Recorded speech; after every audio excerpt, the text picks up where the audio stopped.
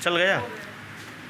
चलिए देखिए इसके आगे लिखा है सख्यऊ ना, सख्यऊ दोनों सखियाँ शकुंतलाम विलोक्य, शकुंतला को देख करके, दोनों सखियाँ शकुंतला को देख करके लिखा है हाधिक, हाधिक।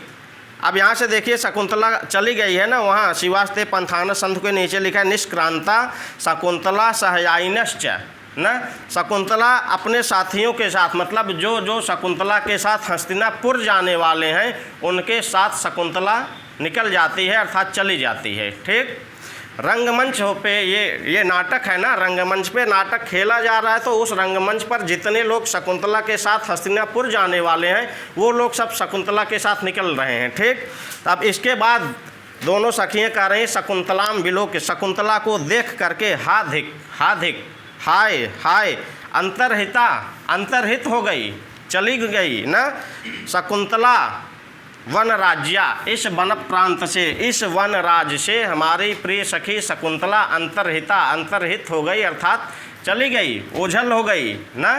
तो यहाँ अंतरहिता अंतरहित हो गई, कौन अंतरहित हो गई? आगे लिखा है शकुंतला कहाँ से ओझल हो गई? वन राज्य, इस वन राज्य से, इस वन प्रांत से, इस वन राज्य से हमारी प्रिय सखी शकुंतला अंतरहिता अंतरहित हो गई, अर्थात चली गई, ओझल हो गई ना। फिर नीचे लिखा है काश्यपा, काश्यप मुनि सनिश्वासम, ये गहरी लंबी सांस लेते हैं। लिखे हैं अनसूये, अनसूया से कह रहे हैं काश्यप, अनसूये गतवती वाम सहचारिणी, गतवती चली गई है, गतवती मतलब चली गई है, कौन चली गई? आगे लिखा है सहचारिणी, जो आप लोगों के साथ सहचरण करती थी, साथ साथ जो चलती थी ना, जो आप लोगों के साथ हर काम में आपके साथ अपना हाथ बटाती थी, ऐसी आपकी सहचारिणी। यहाँ लिखा है वाम सहचारिणी, वाम तुम दोनों की, वाम कहाँ का रूप है? युष्म शब्द का षष्ठी विभक्ति द्विवचन का है, लिखा है वाम तुम दोनों की सहचारिणी, जो सहचारिणी है गतिवती, वह चली गई है, गतवती वह चली गई है ना। यहाँ गतवती कौन है? गतवती से किसका बोध होगा? कौन चला गया है? शकुंतला चली गई है ना। तो वाम तुम दोनों की, वाम पद से किसका किसका बोध होगा? अनसूया और प्रियंवदा का। तो अनसूया और प्रियंवदा का कह रहे हैं कि वाम तुम दोनों की सहचारिणी, जो सहचारिणी थी वह गतवती, वह चली गई ना। नीचे लिखा है निगृह शोकम अनुगच्छतम माम प्रस्थितम, यहाँ से अर्थ लीजिए माम प्रस्थितम, मैं प्रस्थान कर रहा हूँ। महर्षि कणव कह रहे हैं कि अब शकुंतला यहाँ से चली गई है, तो लिखा है माम प्रस्थितम, मैं भी यहाँ से प्रस्थान कर रहा हूँ। लिखा है निगृह शोकम, अपने शोक को रोक करके, अनुगच्छतम तुम दोनों मेरे पीछे पीछे आओ, अनुगच्छतम पीछे पीछे आओ, अनुगच्छतम ये द्विवचन का रूप है, अनुगच्छतम तुम दोनों मेरे पीछे पीछे आओ। माम प्रस्थितम, मैं प्रस्थान कर रहा हूँ। निगृह शोकम, अपने शोक को रोक करके, अनुगच्छतम तुम दोनों मेरे पीछे पीछे आओ। ठीक, यहाँ माम से किसका बोध होगा? कणों का बोध होगा। फिर देखिए नीचे लिखा है उभे, दोनों सखियाँ कहती हैं तात पिता शकुंतला विरहितम शून्यम इव तपोवनम कथम प्रविशावः ना। लिखा है शकुंतला विरहितम, शकुंतला के बिना, जो शकुंतला के वियोग से, शकुंतला के बिना, शून्यम इव तपोवनम, यह तपोवन सोना सा लग रहा है। तपोवनम शून्यम इव, यह तपोवन क्या लग रहा है? सोना सा लग रहा है। यह तपोवन शकुंतला के बिना शून्य हो गया है, तो कथम प्रविशावः, तो उस शकुंतला के बिना हम लोग इस तपोवन में कथम कैसे प्रविशावः प्रवेश करें। ठीक, ये प्रविशावः रूप कहाँ का है? लट लकार उत्तम पुरुष द्विवचन का है, क्योंकि दो सखियों कह रही हैं यहाँ, प्रियंवदा और अनसूया कह रही हैं कि जो शकुंतला के बिना अब यह तपोवन सोना लग रहा है, तो इस तपोवन में हम लोग कथम प्रविशावः, किस प्रकार प्रवेश करें। ठीक, आगे आ जाइए। फिर लिखा है काश्यपा, काश्यप ऋषि, लिखा है स्नेह प्रवृत्ति एवं दर्शनी, स्नेह प्रवृत्ति एवं दर्शनी, जो स्नेह की प्रवृत्ति है, जो प्रेम का प्रवाह है, एवं इस प्रकार दर्शनी दर्शन कराती है। महर्षि काश्यप, यहाँ देखिए जब वहाँ दोनों सखियाँ कह रहे हैं कि शकुंतला के बिना यह तपोवन सोना हो गया है, अब इस तपोवन में हम लोग कैसे प्रवेश करें, तब ये महर्षि कर्ण उसका जवाब दे रहे हैं उन लोगों का, दोनों सखियों का, प्रियंवदा और अनसूया का। कह रहे हैं कि स्नेह प्रवृत्ति एवं दर्शनी, जो स्नेह की प्रवृत्ति है, जो प्रेम का प्रवाह है, एवं इस प्रकार दर्शनी दर्शन कराता है। प्रेम का प्रवाह इस प्रकार दर्शन करा ही देता है ना, मतलब प्यार पता चल जाता है, जो प्रेम है वो दिख जाता है। तो प्रेम की जो प्रवृत्ति है एवं दर्शनी इस प्रकार ही दर्शन कराती है ना। तो देखिए आगे लिखा है सविमर्श परिक्रम्य। ये सविमर्श विचार विमर्श करते हैं मन में, और परिक्रम्य और घूम करके, विचार विमर्श करके और घूम करके। लिखा है हंत भोह हाय ना ओह हाय ओह शकुंतलाम पतिकुलम विसृज्य, शकुंतला को पतिगृहम, लिखा है पतिकुलम पति के घर, विसृज्य भेज करके, लब्धम इदानीम स्वास्थ्यम, इदानीम इस समय मैं स्वस्थ हो गया हूँ, अर्थात मैं प्रसन्न हो गया हूँ, मैं खुश हूँ, मैं निश्चिंत हूँ। शकुंतला को उसके पति के घर भेज करके मैं निश्चिंत हूँ। मेरी मानसिक व्यथा जो थी वह पूरी तरह से अब संतुष्ट है, अब मैं खुश हूँ, अब मैं सुख का अनुभव कर रहा हूँ।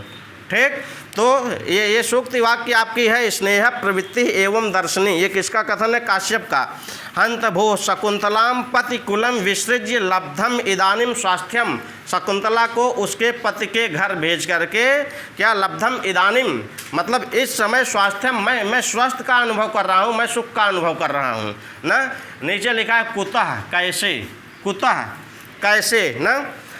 तो इंद्र वज्र छंद है, इसको पढ़िएगा आप लोग, इसका अर्थ अच्छे से लीजिएगा। इसमें से जब एग्जाम में प्रश्न पूछा गया छंद ही पूछा गया, कौन सा छंद है ना।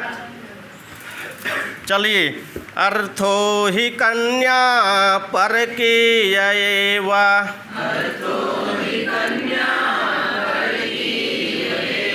तामाद्य संप्रेष परिग्रहेतुः,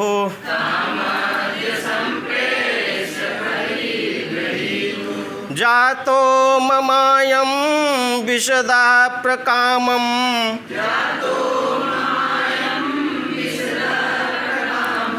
प्रत्यर्पितन्यासैवान्तरात्मा,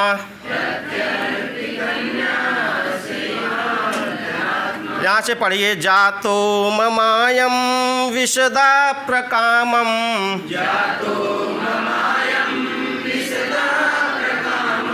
प्रत्यर्पितन्यासैवान्तरात्मा।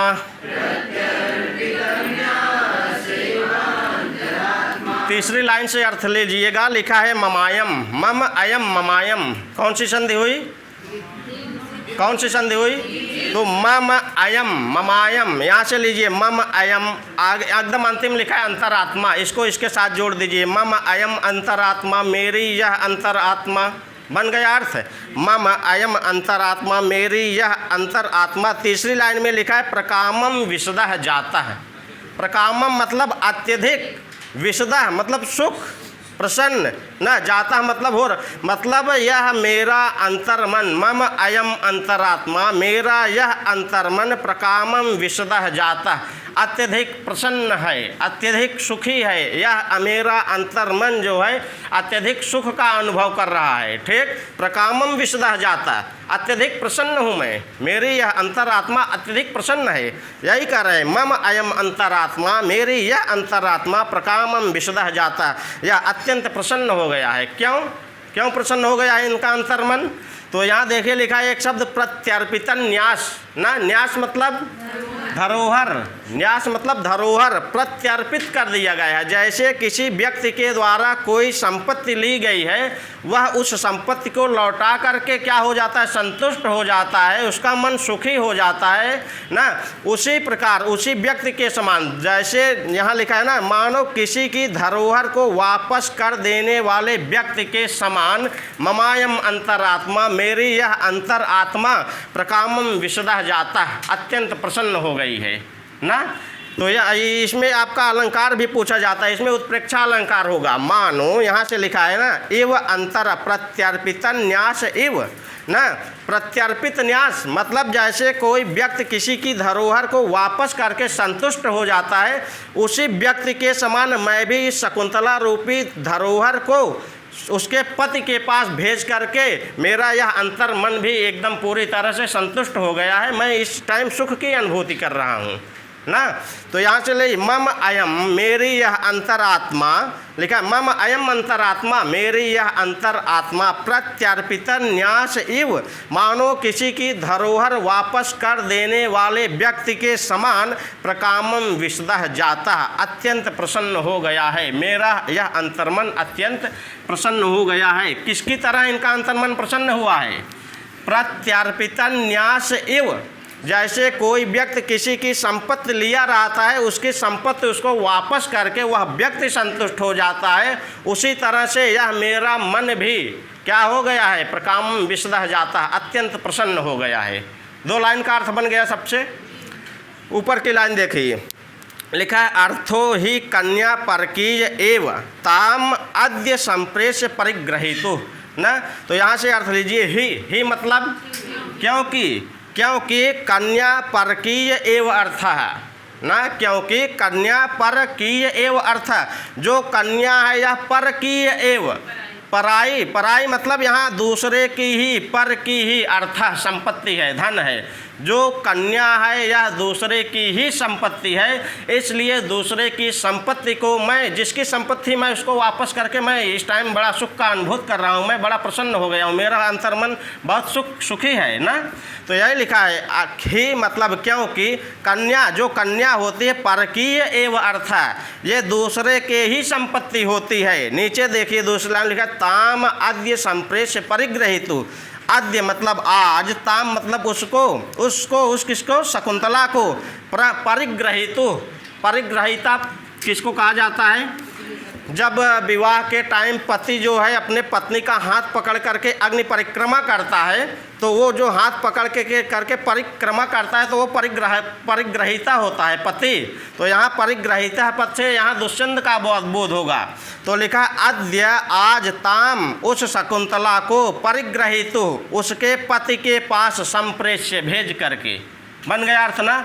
आज ताम उस शकुंतला को परिग्रहितु, जो शकुंतला का पाणी ग्रहण करने वाला, ऐसे राजा दुष्यंत के पास संप्रेष्य भेज करके ममायम अंतरात्मा, मेरी यह अंतरात्मा प्रकामम विशदः जाता, अत्यंत प्रसन्न हो गई है। ठीक, कोई दिक्कत किसी को? अगर किसी को दिक्कत हुआ हो एक बार आप वहाँ से भी अर्थ देख सकते हैं, अन्वय से एक बार देख लीजिए। अन्वय में क्या लिखा है आपका? कन्या ही परकीय एवं अर्थ, क्यों ही मतलब क्योंकि कन्या, जो कन्या है परकीय एवं अर्थ, दूसरे की ही संपत्ति है, दूसरे की ही धन है। अद्य आज ताम उस शकुंतला को पतिग्रहितु, उसके पति के पास संप्रेष्य भेज करके मम अयम अंतरात्मा, मेरी यह अंतरात्मा प्रत्यर्पित न्यास इव, न मानो किसी की धरोहर वापस कर देने वाले व्यक्ति के समान प्रकामम विशदः जाता, अत्यंत प्रसन्न हो गया है, ना। यहाँ जैसे कोई व्यक्ति किसी की संपत्ति लिए रहता है, उस संपत्ति को वापस करके वह व्यक्ति संतुष्ट हो जाता है, ना, उस व्यक्ति का मन प्रसन्न हो जाता है, उसी व्यक्ति के समान ममायम अंतरात्मा, जो मेरी यह अंतरात्मा है, यह भी प्रकामम विशदः जाता, अत्यंत प्रसन्न हो गई है, ना। तो यहाँ शकुंतला जो है यह दुष्यंत की धन है, ना, ये शकुंतला दुष्यंत की संपत्ति है। इस शकुंतला को, दुष्यंत की संपत्ति जो है, उस शकुंतला को दुष्यंत के पास भेज करके आज मेरा यह अंतर्मन प्रकामम विशदः जाता, अत्यंत प्रसन्न है, मैं अत्यंत सुख का अनुभव कर रहा हूँ। ठीक, कोई दिक्कत? इसमें इंद्रवज्रा छंद है आपका, और लास्ट लाइन जो है उत्प्रेक्षा अलंकार है, उसको लिख लीजिए। इसके अलावा इसमें कुछ पूछा नहीं गया है। ठीक, इसके बाद आगे नीचे लिखा है इत निष्क्रांता सर्वे, यहाँ से सब लोग निकल जाते हैं। इत चतुर्थो अंक, यहाँ चतुर्थ अंक आपका समाप्त हो जाता है। चतुर्थ अंक का नाम क्या है? विदाई। इसमें कुल कितने श्लोक हैं?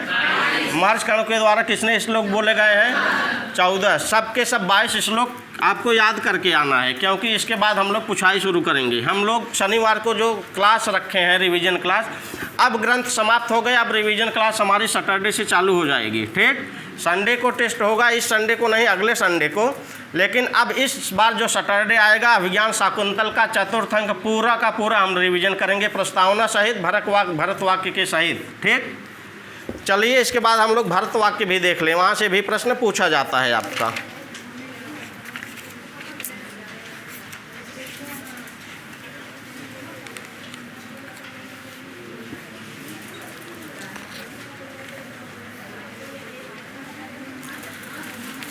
भरत वाक्य रुचिर छंद में है। सब लोग रुचिर छंद का लक्षण भी पढ़ना चाहते हैं आज ना। कौन कौन पढ़ना चाहता है रुचिर छंद का लक्षण? चलिए, इसमें देखिए 4 और 9 वर्णों पे यति होती है ना। इसमें कुल 4 चरण होते हैं ना। प्रत्येक चरण में 13-13 वर्ण होते हैं। 4 और 9 वर्णों पे यति होती है। ठीक, चले पढ़िए। प्रवर्तताम, पढ़िए। चलिए, अच्छा हम पढ़ रहे हैं। प्रवर्तताम प्रकृति हिताय पार्थिवः सरस्वती श्रुत महताम महीयताम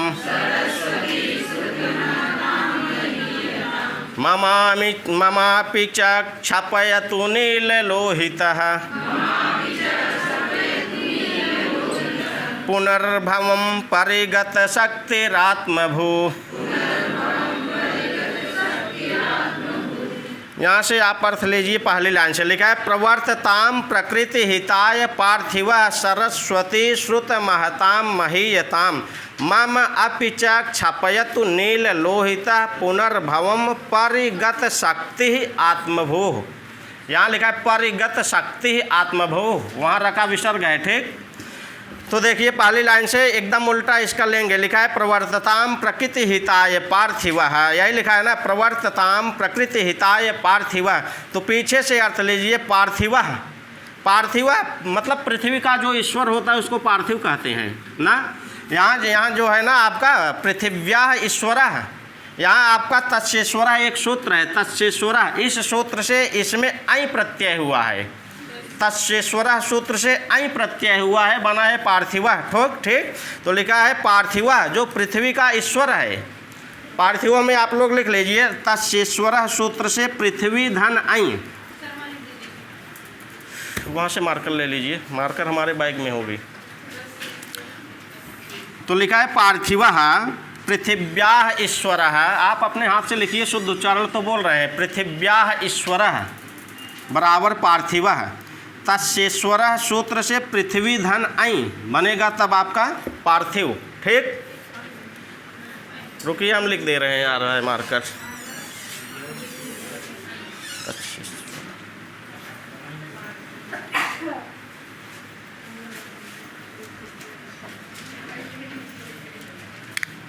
ये है आपका पृथ्वी धन ऐ। ठीक, सूत्र है आपका तत्सेश्वरः। इस सूत्र से यहाँ ऐ प्रत्यय हुआ है। ठीक, और लिखा है पृथिव्याः ईश्वरः। पृथिव्याः ईश्वरः पार्थिवः, यही है आपका। पूछेगा यहाँ पार्थिवों में कौन सा प्रत्यय है? ऐ प्रत्यय है। किस सूत्र से हुआ है? तत्सेश्वरः से हुआ है ना, पृथ्वी धन ऐ। चलिए अब इसका अर्थ देखिए, हो गया सबका। पृथिव्याः ईश्वरः, ये पा है पृथिव्याः ईश्वरः पार्थिवः, मतलब पृथिव्याः जो पृथ्वी का ईश्वर है वह पार्थिव है। किसमें? हाँ, पृथिव्याः ईश्वरः जो पृथ्वी का ईश्वर है वह पार्थिव। हाँ, ये पृथिव्याः ईश्वरः पार्थिवः ये समास हो जाएगा इसका। पृथिव्याः ईश्वरः जो पृथ्वी का ईश्वर है वह कौन है? पार्थिव है। चलें, और कोई समस्या इसमें? पार्थिवा में किताब में नहीं दिया है, आपके किताब में किसी किताब में नहीं दिया है। हाँ, पार्थिवों में बहुब्रीहि समास ऐसे जो पृथ्वी का ईश्वर है। जब पूरी लाइन यहाँ देके पूछेगा तो यहाँ राजा दुष्यंत का बोध हो रहा है, इससे तो बहुब्रीहि समास हो जाएगा। ठीक, बाकी यहाँ तो पृथिव्याः ईश्वरः पृथ्वी का ईश्वर ऐसे भी बन रहा है, षष्ठी तत्पुरुष भी बन रहा है आपका। ठीक, लेकिन जब पूरी लाइन देके पूछेगा तो यहाँ पार्थिव पद से राजा दुष्यंत का बोध हो रहा है ना, अन्य अर्थ की प्रतीति हो रही है। तो यहाँ पूरी लाइन, इसीलिए जब पूरी लाइन देके समास पूछेगा तो आपको ध्यान देके लगाना है। जब केवल पर्टिकुलर शब्द देके पूछेगा तो उसमें और कुछ समास हो जाए। समास विग्रह आप जिस प्रकार करेंगे वो समास वैसा बन जाएगा। ठीक। चलिए देखिए लिखा है प्रवर्तताम प्रकृति हिताय पार्थिवः सरस्वती श्रुत महताम महीयताम ममापि चक्षपयतु नील लोहितः पुनर्भवम परिगत शक्तिरात्मभू। पहली लाइन देखिए पीछे से लिखा है पार्थिवः प्रकृति हिताय प्रवर्तताम। ना पार्थिवा मतलब जो पृथ्वी का ईश्वर है। पृथ्वी का ईश्वर कौन होता है? राजा। तो यहाँ राजा कौन है? राजा दुष्यंत। तो लिखा है प्रवर्तता या पार्थिवा जो राजा लोग होते हैं। यहाँ केवल राजा दुष्यंत का बोध नहीं हो रहा है। राजा दुष्यंत नहीं, ये भारत वाक्य है। भारत वाक्य नाटक जितने पात्रों के द्वारा मिलकर खेला जाता है, सब पात्र मिल करके भारत वाक्य का काम। सब पात्र देखिए जब नाटक समाप्त होता है सारे पात्र रंगमंच पर इकट्ठा होते हैं, वहाँ एक मंगलाचरण किया जाता है सारे पात्रों के साथ। सारे पात्र जो हैं वह मूल जो प्रमुख पात्र होता है सूत्रधार और नटी, इनके साथ मिल करके वो मंगलाचरण करते हैं। वो जो मंगलाचरण किए जाता है ना, वो जनता के लिए किया जाता है। मंगलाचरण एक तो शुरू में किया जाता है, एक बीच में, एक अंत में ना। जो अंत में मंगलाचरण किया जाता है वो जनता के लिए किया जाता है, उसको भारत वाक्य कहते हैं। तो अभी इसका अर्थ जान लीजिए फिर उसको बताते हैं वहाँ। ठीक। तो लिखा है पार्थिवा प्रकृति हिताय प्रवर्तताम। पार्थिवा जो राजा लोग हैं वह प्रकृति हिताय प्रजाजनों के हित के लिए प्रवर्तताम प्रवृत्त हूँ। ना राजा लोग जनता के हित के लिए, जनता के कल्याण के लिए प्रवर्तताम प्रवर्तित हों, प्रयत्नशील हों, प्रवृत्त हों। ना पहली लाइन का अर्थ बन गया पार्थिवा प्रकृति हिताय प्रवर्तताम। पार्थिवा जो राजागण हैं, जो राजा लोग हैं, प्रकृति हिताय ना प्रजाजनों के कल्याण के लिए, प्रजाजनों के हित के लिए प्रवर्तताम प्रवृत्त हूँ, प्रयत्नशील हूँ, तत्पर हूँ। ना तो कुल मिला जुला के राजा प्रजा के कल्याण के लिए तत्पर हो, ऐसा भरत वाक्य की पहली लाइन का अर्थ है। ना राजा प्रजा के कल्याण के लिए तत्पर हो। पार्थिवा प्रकृति हिताय प्रवर्तताम। पार्थिवा जो राजा लोग हैं प्रकृति हिताय प्रजाओं के कल्याण के लिए, प्रजाओं के हित के लिए प्रवर्तताम प्रवर्तित हों, प्रवृत्त हों, प्रयत्नशील हों, तत्पर हों। ना दूसरी लाइन में लिखा है सरस्वती श्रुत महताम महीयताम। तो इसका अर्थ यहाँ से लेंगे श्रुत महताम सरस्वती महीयताम, ऐसे अन्वय बना लीजिए। श्रुत महताम सरस्वती महीयताम। श्रुत महताम देखिए पहले जो है ना, पहले शास्त्र श्रवण करके विद्यार्जन की जाती थी ना। यहाँ महर्षि कवि कालिदास अपने लिए भी ये मंगलाचरण किए हैं। लिखा है श्रुत महताम। पहले जो है केवल श्रवण के द्वारा विद्यार्जन की जाती थी, ज्ञान की प्राप्त की जाती थी। तो लिखा है क्या श्रुत महताम जो शास्त्र श्रवण के द्वारा, महताम महताम मतलब जो ज्ञान गरिष्ठ हैं, जिनको केवल श्रवण के द्वारा ज्ञान की प्राप्ति हुई है वो श्रुत महताम है। तो ऐसे कवि लोग हैं ना जो केवल सुनने से ही जिनको ज्ञान की प्राप्ति हुई है, वो लिखा है ना श्रुत महताम, सुनने से जो महान बन गए हैं। इसका मूल अर्थ ये होगा जो केवल श्रवण के द्वारा ज्ञान अर्जन करके महान बने हैं, ऐसे कवि लोग। तो लिखा है श्रुत महताम शास्त्र श्रवण द्वारा ज्ञान गरिष्ठ कवियों की सरस्वती वाणी महीयताम गौरव को प्राप्त हो। जो शास्त्र श्रवण के द्वारा ज्ञान गरिष्ठ कवि हैं, ऐसे कवियों की सरस्वती जो वाणी है वह भी महीयताम गौरव को प्राप्त हो, अर्थात पूर्णता सत्कृत हो। यहाँ दो चीज़ कह रहे हैं। यहाँ जो शास्त्र श्रवण के द्वारा जो क्या है गरिष्ठ कवि हैं, ऐसे कवियों की वाणी गौरवता को प्राप्त हो, गौरवशाली हो ना, ये सत्कृत हो, सत्कृत को प्राप्त हो। और यहाँ एक चीज़ और ये भी कहना चाह रहे हैं कि जो कवियों के द्वारा लिखी जा रही कृति है, रचना है, वह भी क्या है गौरवशाली हो, वह भी महान हो ना। यहाँ महीयताम पद का अर्थ है गौरवशाली ना। तो जो श्रुत महताम शास्त्र श्रवण द्वारा ज्ञान गरिष्ठ कवियों की जो सरस्वती हैं या जो वाणी हैं, ऐसी वाणी महीयताम पूर्णतया सत्कृत हो, पूर्णतया वो गौरव को प्राप्त हो, उनमें गौरव बढ़े। अर्थात कवियों की वाणी जो है वो गौरवशाली हो ना, कवियों की वाणी भी गौरवशाली हो, जो कवियों के द्वारा रचना की जा रही रचना भी गौरवशाली हो, इसको गौरव की प्राप्ति हो ना।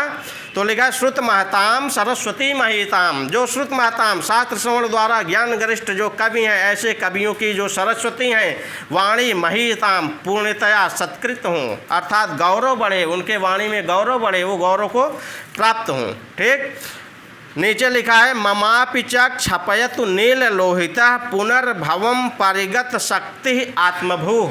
ना तो ममापि च यहाँ देखिए राजा दुष्यंत का कथन लास्ट में दिया गया है ना, राजा दुष्यंत का वहाँ लिखा है ना राजा, फिर ये राजा का कथन देखिए वास्तव में ये मूल रूप से केवल राजा का कथन नहीं है, ये मूल रूप से राजा मारीच ऋषि के आश्रम में जब बैठा है तो ये कह रहा है कि भगवान आप हमारे लिए, जब ये कहते हैं महर्षि मारीच कह रहे हैं कि पुत्र तुम्हारे लिए और क्या प्रिय करूं ना, अब आपकी पत्नी मिल गई, आपका पुत्र भरत मिल गया, अब आपके लिए और क्या प्रिय करूं, मेरे लायक क्या है जो आपका प्रिय कर दूं। तो राजा दुष्यंत कह रहा है कि भगवान अब मेरे लिए इससे अधिक और प्रिय कुछ हो सकता है क्या, मेरी पत्नी मिल गई, मेरा पुत्र मुझे मिल गया, अब इससे ज़्यादा मेरे लिए प्रिय और कुछ हो सकता है क्या, अगर इससे ज़्यादा और कुछ प्रिय हो सकता है तो आप ये कर दीजिए। क्या कर दीजिए, यही बता रहे हैं कि पार्थिव प्रकृति हिताय प्रवर्तताम, जो राजा लोग हैं वो प्रजा के कल्याण में तत्पर हों ना, और जो श्रुत महताम, जो श्रवण के द्वारा जिसको जो महान बने हैं,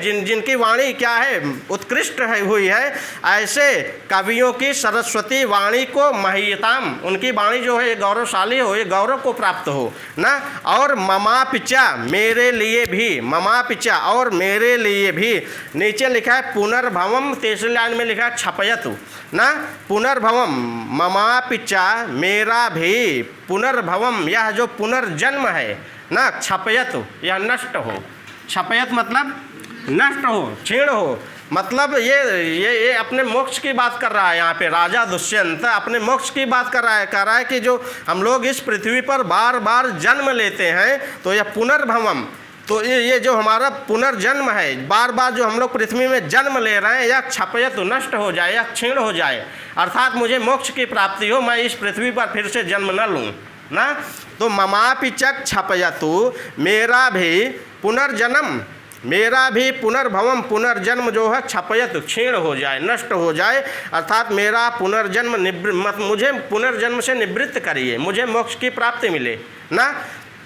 ये किससे कह रहे हैं, ये किससे होगा, आगे देखिए लिखा है पारिगत शक्ति आत्मभूः, और तीसरी लाइन में लिखा है नील लोहिता। नील लोहिता कौन है, शिव। पारिगत शक्ति कौन है, पारिगत शक्ति आत्मभूः नील लोहिता, ये सब शिव के हैं, ये नील लोहिता के विशेषण है। पारिगत शक्ति आत्मभूः नील लोहिता, तीन शब्द हैं। कह रहे जो पारिगत शक्ति वाले हैं, जो आत्मभूः हैं, जो नील लोहित हैं, ऐसे भगवान शंकर ममा पिचा मेरे पुनर्भवम पुनर्जन्म को छपयत नष्ट कर दें। देखिए यहाँ मंगलाचरण शुरुआत में भी भगवान शंकर से आशीर्वाद मांगा गया है, इस लाइन में भी भगवान शंकर से ही कहा जा रहा है कि वैसे भगवान शंकर ममापिचा ना, मम अपि मेरा भी पुनर्भवम पुनर्जन्म छपयत नष्ट कर दें ना, ऐसे भगवान शंकर मेरा पुनर्जन्म क्या करें, नष्ट कर दें, क्षीण कर दें, अर्थात मुझे वो क्या करें, मोक्ष की प्राप्ति दें। तो ये शंकर भगवान कैसे हैं, लिखा है पारिगत शक्ति। पारिगत मतलब क्या होता है, पारिगत शक्ति मतलब जिसके अंदर चारों तरफ से शक्तियाँ कूट कर भरी हैं, वो है पारिगत शक्ति ना। तो पारिगत शक्ति जिसके अंदर चारों तरफ से शक्तियाँ कूट कर भरी हैं, जो सर्वशक्तिमान है, ऐसे भगवान शंकर।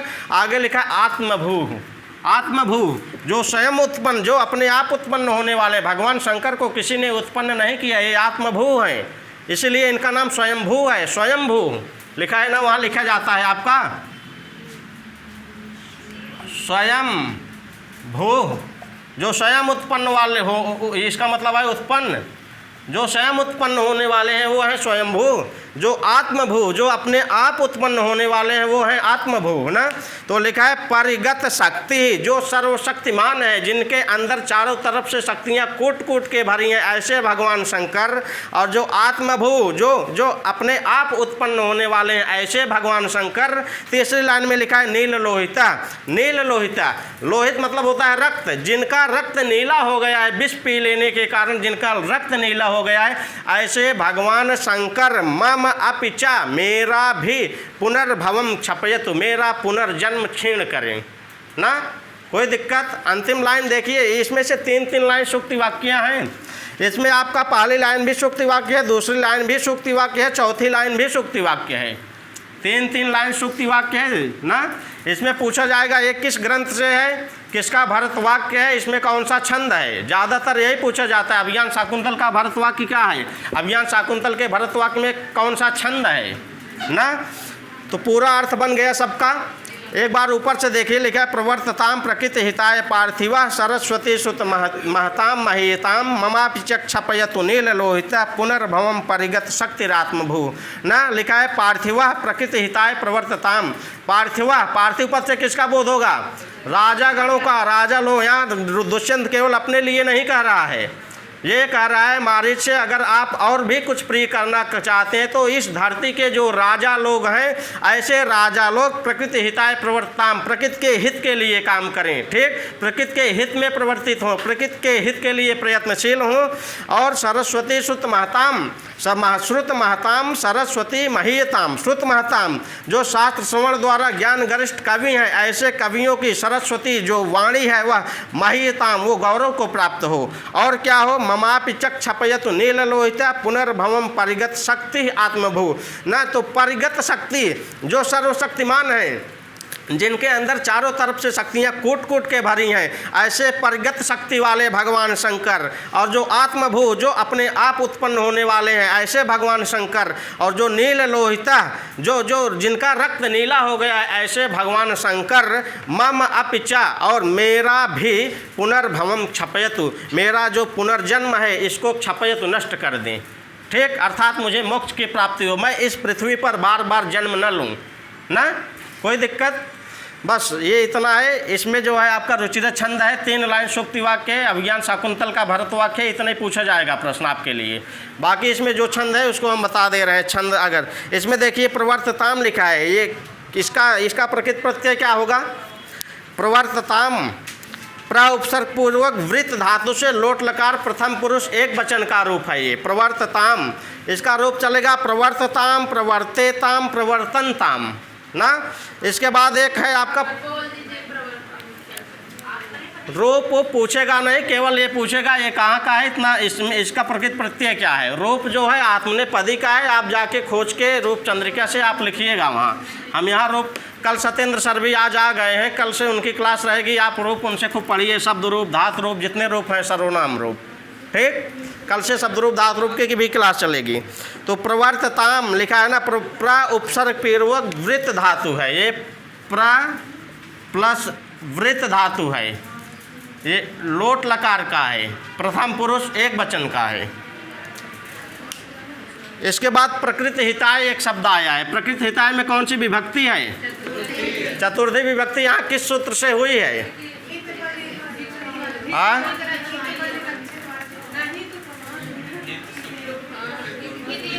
हित के योग में कौन सी विभक्ति होती है, सूत्र क्या है,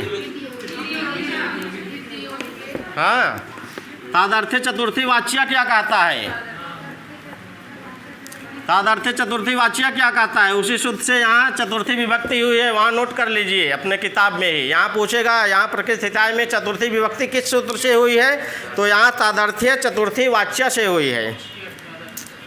आगे लिखा है परिगत शक्ति, जिसमें बहुव्रीहि समास होगा आपका, परिगिता शक्ति यस्य सह, परिगत शक्ति में बहुव्रीहि समास होगा, ठीक। आत्मभू में भी बहुव्रीहि समास, जो अपने आप उत्पन्न होने वाले हैं, इसमें भी बहुव्रीहि समास होगा। नील लोहिता में भी पूरी लाइन दे के पूछेगा, बहुव्रीहि समास होगा। अगर केवल नील लोहिता दे दिए तो कर्मधारय समास हो जाएगा आपका। नील लोहिता यहाँ जो पद आए शंकर के लिए आया, पूरी लाइन दे के पूछेगा तो बहुव्रीहि समास होगा, ठीक। इसका विग्रह होगा नीला लोहिता यस्य सह ना, नीला रक्त है जिसका, ऐसे भगवान शंकर ना।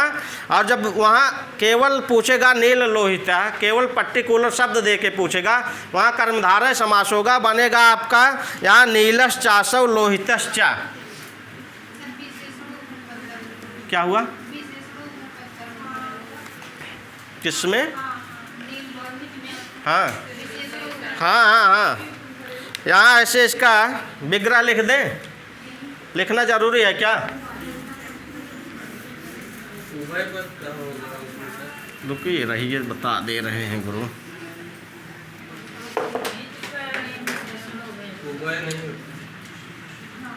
जैसे नीलोत्पल बनता है यहाँ इसका जो लिखा है नीलश्चासौ लोहितश्च,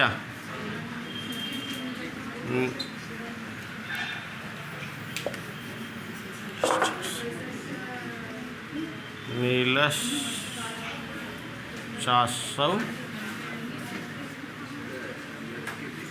लोहितश्च,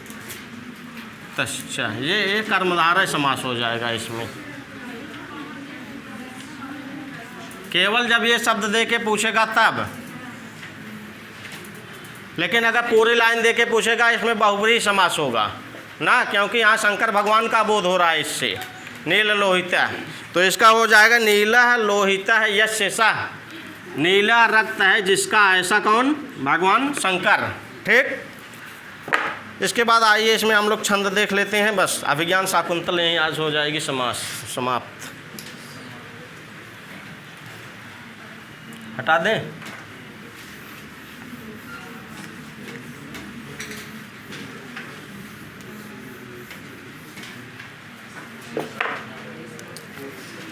इसमें कौन सा छंद है? रुचिरा का लक्षण क्या है?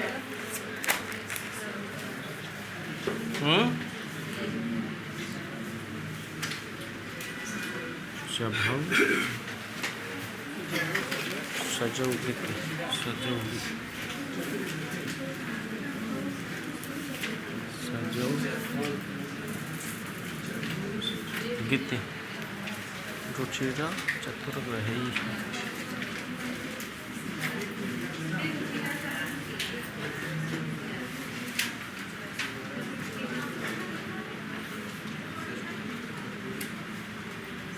ये रुचिरा का लक्षण है। ठीक, इसमें 4 और 9 वर्णों पे यति होगी, 4 और 9 वर्ण पे। इसमें कुल वर्ण होंगे आपके 13, अभी लिख देंगे बाद में।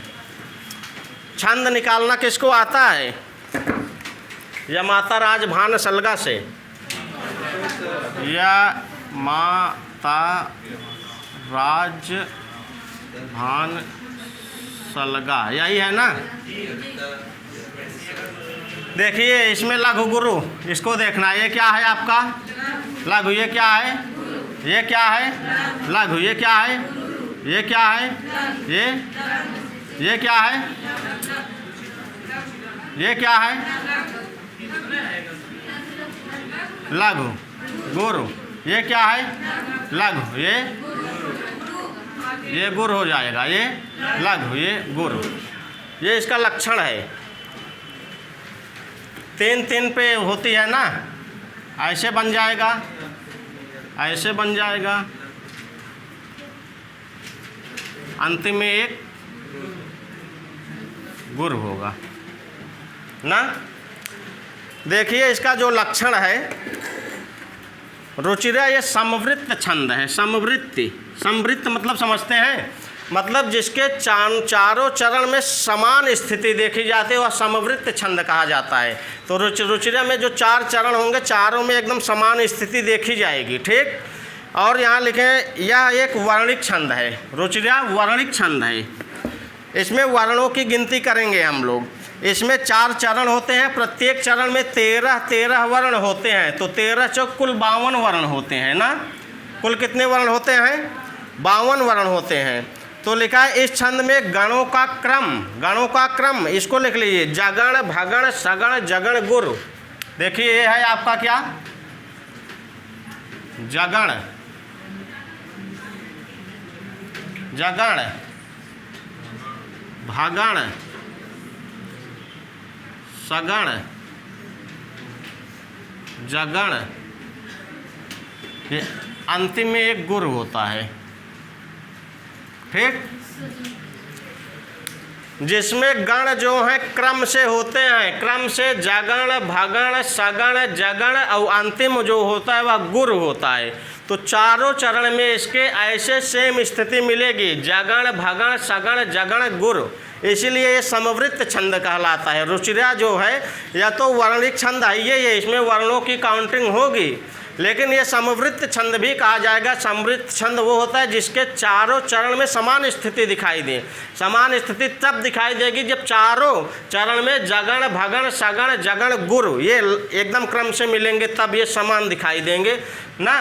तो यहाँ देखिए कितने वर्ण हो रहे हैं, 1 2 3 4 5 6 7 8 9 10 11 12 13 वर्ण हो रहे हैं ना। कुल मिला के एक चरण में कितने वर्ण हुए, 13। 4 चरण होंगे, 13 चौक कितने वर्ण होंगे, 52 वर्ण होंगे। इसमें 4 और 9 पे यति होगी।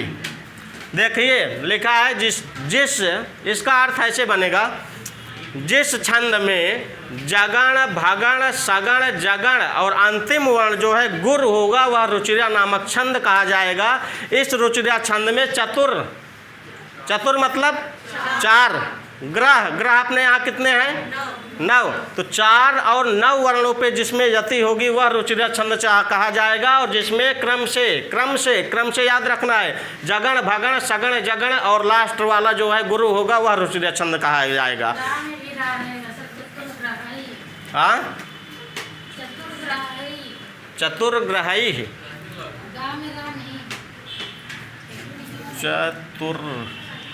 ये वाला ना, अच्छा हम सोचे ऊपर वाला, ठीक है ना। तो जगण, भगण, सगण, जगण और अंतिम वाला क्या होगा, जो गुरु, मतलब ये क्रम से जिसमें होंगे वही रुचिरा छंद कहा जाएगा। और जिसमें 4 और 9 ग्रह मतलब 9 ग्रह हमारे यहाँ है, तो 4 और 9 वर्णों पर जिसमें यति होगी वह रुचिरा छंद कहा जाएगा। जिसका गण क्रमशः जगण, भगण, सगण, जगण और अंतिम वाला गुरु होगा वह रुचिरा छंद कहा जाएगा। तो इसमें भी आप देख लीजिए, यहाँ से देखिए छंद पे लक्षण घटता है पूरी तरह से। तो यह क्या है आपका, जगण है पहला ना, जगण यहाँ क्या होगा, जभान, जभान, जा क्या है आपका लग, ये क्या है गुर, ये क्या है लग, बन गया, ये मिल रहा है ना, जगण मिल गया। दूसरा क्या है आपका भगण है ना, भा कहाँ है, भानस, यहाँ लिख लीजिए भानस ना, ये क्या है भानस, मिल रहा है इससे ना। आगे क्या है सगण, सगण क्या है सलगा, यहाँ सलगा लिख दे रहे हैं, सलगा ना, ये हो गया, ये हो गया, ये हो गया, मिल रहा है इससे ना। आगे क्या है जगण है ना, जगण में क्या होगा जभान, जभान, जभान मतलब लघु गुर लघु, मिल रहा है इससे। अंतिम वाला क्या होगा, अंतिम वाला गुरु है कि नहीं, छंदन, इस छंद के लक्षण पे इसका लक्षण घटित हुआ ना। अब ये रुचिरा छंद हो गए। ये कह रहे हैं कि क्रमशः जिसमें जगण, भगण, सगण, जगण और अंतिम वाला जो गुरु होगा वह रुचिरा छंद कहा जाएगा। जिसमें 4 और 9 वर्णों पे यति होगी वह रुचिरा छंद कहा जाएगा। अब आइए इस पे हम लोग घटाते हैं। प्रवर्तताम प्रकृति हिताय पार्थिवा, प्रवर्तताम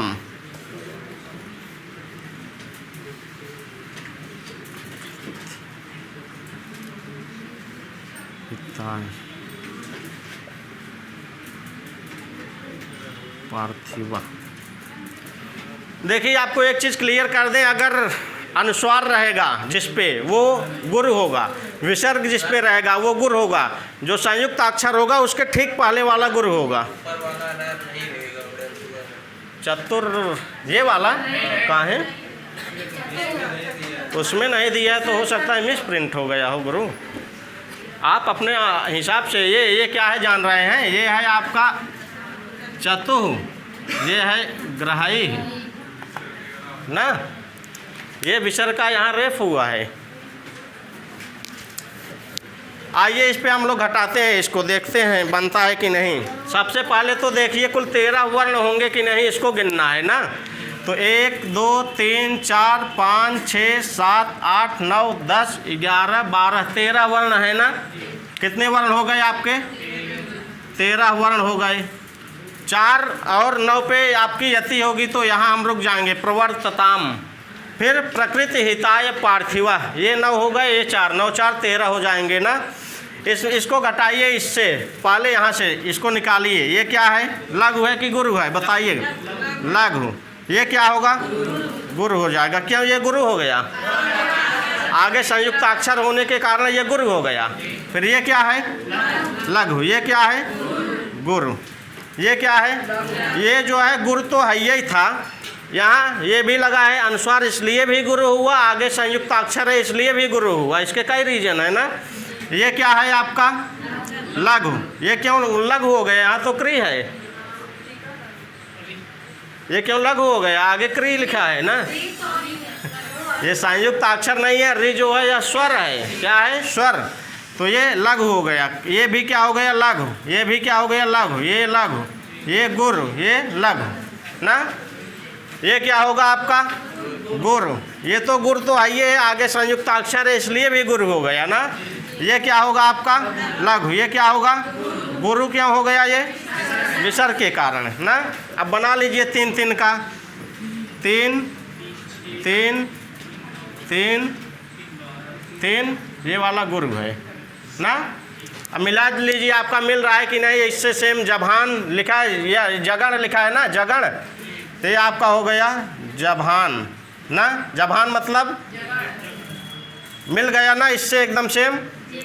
अब इसके आगे क्या है आपका? भगण। भगण मतलब भानस ना। तो लग गुरु, लघु, लघु मिल गया ना। इसके आगे क्या है? सगण। सगण मतलब सलगा। लघु, लघु, गुरु, इससे मिल रहा है ना। आगे क्या है आपका? जभान। जभान है ना। जभान। जभान मतलब लघु, गुरु, लघु। अब अंतिम वाला क्या है आपका? गुरु है। मिल गया ना। जभान मतलब जगण, भगण, सगण, जगण, अंतिम में गुरु। ये क्रम से मिलेंगे आपके चारों चरण में, इसलिए समृद्ध कहा जाएगा। एक लाइन हम बता दिए, प्रवर्तताम प्रकृति हिताय पार्थिवः। अब इसके नीचे जो लाइन लिखी है आपकी, सरस्वती श्रुत महताम महीयताम, उसको आप घटाना चाहिए, घटा लीजिए। घटा दें? घटा दें उसको भी। ये छंद समझ में आ गया?